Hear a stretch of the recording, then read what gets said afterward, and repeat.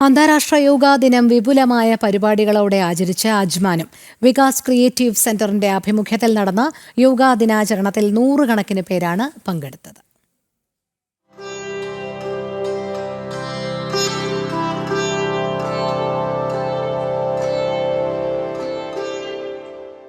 Dubai Indian കോൺസുലേറ്റുമായി സഹകരിച്ചായിരുന്നു Vikas creative centre yoga ദിനാചരണം സംഘടിപ്പിച്ചത്.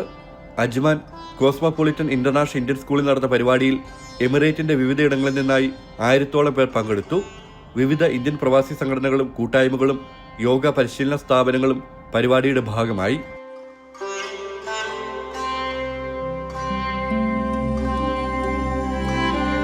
നമ്മളെ international yoga day UN declare ചെയ്ത വർഷം മുതൽ തന്നെ വികാസ് ക്രിയേറ്റീവ് സെൻറ്റർ അജ്മാനിലെ ഇന്ത്യൻ കോൺസുലേറ്റുമായിട്ട് ചേർന്നിട്ട് വളരെ വലിയ രീതിയിൽ, വളരെ വമ്പിച്ച രീതിയിൽ നമ്മളെ ഇൻ്റർനാഷണൽ യോഗ ഡേ സെലിബ്രേറ്റ് ചെയ്യുന്നുണ്ട്. അതായത് നമ്മുടെ ഭാരതീയ സംസ്കൃതിയുടെ ഭാഗമായ യോഗ നമ്മൾ അതിൻ്റെ ഒരു ഭാഗമായിട്ട് അതിൻ്റെ പ്രാധാന്യം കണക്കിലെടുത്ത് വർഷം കഴിയുന്തോറും ഇവിടുത്തെ പാർട്ടിസിപ്പേഷൻ വളരെയധികം ഓരോ വർഷം കഴിയുന്തോറും കൂടി വരികയാണ്.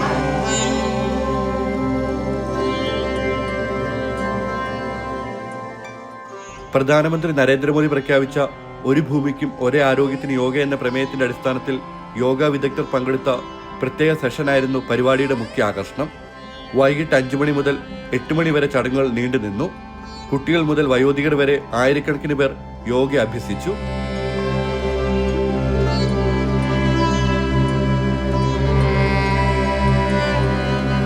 അജ്മാനിലെ എല്ലാ ഏരിയകളിൽ നിന്നുള്ള കുട്ടികളും അമ്മമാരും ഈ ഒരു യോഗയിൽ പങ്കെടുത്തിട്ടുണ്ട്.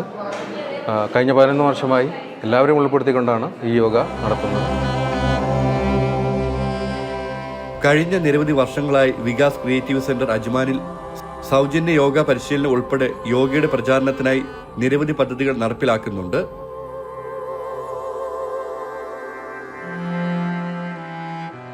ജനം, ദുബായ്.